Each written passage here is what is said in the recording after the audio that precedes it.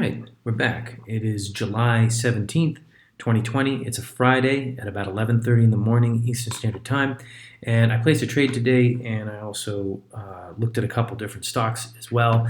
What happened was in pre-market today, I was looking at what the big percent gainers were, who had some news, who had some hype. The three that I came up with today was these three right here: VCNX, VRNA, and BNGO. They're all in the biotech scene, health and medicine, and it's a hot sector these days because, of course, with the coronavirus, they're trying to find a vaccine. They're also trying to find ways to make testing better and faster and more accurate and more efficient. And these three are in that industry. And the thing is, they all had news, but sometimes some of the news is hype, sometimes just a press release and from the company itself, just to try and jump on the bandwagon of all the excitement that might be coming on for these particular stocks. So I'll tell you what, we'll go real quick with this one because I abandoned it pretty quickly. VCNX. VCNX, it was up pretty high in the pre-market. It was at 780s, so to speak. And it closed yesterday at $5.60. So I was looking for it to dip down and maybe jump in on it. It never really did it. It just kind of faded. And I thought something was kind of funny because I was looking at the Twitter feed at the same time on this stock. And I think Tom Cruise was like saying like, yeah, this is a buy or something like that. And I think for me, whenever I see a celebrity kind of get behind a penny stock, I kind of proceed with caution. So that's where I felt on that one. And plus, very quickly, we can look at the chart of VCNX and we'll see what we're working with here.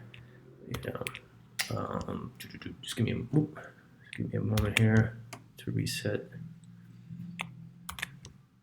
There we go. All right, so yeah, VCNX. At the beginning of the day, it was up in the high eights actually, and it panicked down. And then it did have a quick little dip from 787 to 818, and then it just dropped further, and it had a bit of a jump again, but not much. When stocks are getting up over the $5 range, sometimes these price jumps from like something like 760 to 810 isn't really that significant percentage wise. And as you can see, it's even dropping now. It might even drop down to 744. So I stayed away from that one. The other one that I actually bought in on was BNGO, and BNGO. I liked what I saw in terms of the news. It was a press release, but it was a fairly positive press release, and it was released last night at 6 in the evening. Basically, they're saying they were just basically hyping one of their studies about human chromosomes and how it can work in with testing for COVID and all this, and maybe steps towards a vaccine. And I read it briefly, and so anyway, because it was gapped up, it had closed. Its previous close was 52 cents, and in pre-market it was up in the 70s and 80s at times, and at the market open it shot up from 66 cents to 87. Now, in this moment before the market opens, when I'm watching it in pre-market, there's something inside me that says maybe I should just buy it right before the market opens, and then because then I could take advantage of this.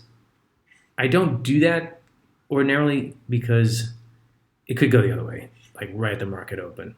But lately, as I've been watching these, more times than not, more time. Actually, I should say it this way: more often it goes up right at the market open, but you better get out fast because look at this, right at 9:39. We're talking like 9 minutes into the market open. It went from a high of 87 cents down to 76 cents, and then it did this kind of jazz. So my story with this is I saw this happen, so I thought, okay, it's coming down, so this is my opportunity to kind of dip by. So at about 9:43 in the morning. I bought in right around there at like 76.6 cents. So I waited, and at around 9:55, 9:55, let's find 9:55. So right in here, I sold at 75.2 because it started going up and then it started to fail a little bit, and I didn't want to waste any time. But I sold half the position at 2% loss. Then at 9:59, it went up. Like it went up to about, I think it went up to about 80 cents. Yeah, about 80 cents. I sold it. Yeah, I did. I sold it at 81 cents, a quarter position at a 6% gain. And then this happened. So I had another like quarter left. And when it hit at about right before 10 o'clock, yeah, right about in here, I sold the other quarter at 68 cents. 68 cents I sold it. So I'm sorry, we're like, I was one of the low guys. How'd that happen? Anyway, I sold it at 68.4 cents. Oh, I'm sorry. I sold it at 10:21 in the morning. I'm so sorry. I sold it in this dip right here. My bad. So I sold the one quarter at 81 cents up here at about right before 10 o'clock, and then at 20 minutes later at 10:21, I sold it at 68 cents, and then it did all this, and it went down even further. Now, this is what's interesting, is that, as you see, it's going back up to 71 cents. What I should have done is I should have stuck to my guns, because when I was looking at the charts, I was trying to decide where support and resistance is. And I felt like in intraday support, or in the last month or so of support, I felt like 63 cents or somewhere in the high 50s would be where support is, and that's where I would want to buy. But because this drop right here, and sometimes it doesn't drop all the way to where you want it to drop, of course, you can't tell the market to drop it where you want. So that's why I bought in here. I could have just said, you know what, I'm not buying this unless it hits 0.63. And it did hit 0.63. Hit it down, well, it even went down even further to 0.61. But now it's up at 71. So if I did wait at 63 cents, and now I'd be selling right now at 71, that's a pretty good gain. And I'm not terribly good at math, but let me do a quick calculation. Let's say a 10-cent gain off of, say I got in at 0.63. That's 16%. So it's like when stocks are this low and they go up 5-10 cents, you're looking at 10% towards 20%.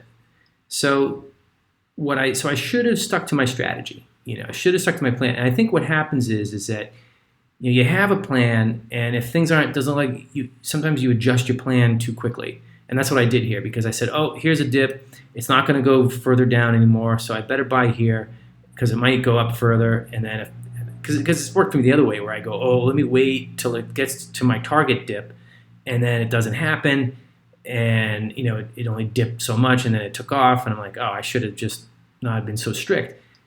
Anyway, this is part of being a newbie, and where you have to find how disciplined you want to be, or how flexible you want to be with your trading plan with a particular play. So that was a lesson there on that one. Now we're going to get to this last one, VRNA. This was the winner today. This is the one that I should have been paying more attention to than this one, whatever this one, BNGO I just did. VRNA went nuts today. It went kind of supernova-ish. Now, you would look at this in retrospect and say, well, man, why didn't you wait till here or here to buy, and then it goes up? What happened was it didn't drop. It dropped so gradual. And when it was dropping gradual, my feeling is that there's some sort of the shorts are winning, or the news isn't as has been pumped up too much, and insiders are trading. And so, I'm like, the news catalyst wasn't strong enough, so I felt like maybe that's why this is going down, because like it got hyped up overnight, and there was a lot of activity in pre-market, and now it's just going to have a slow downward trend. Didn't happen that way. So, in any case, this was the one.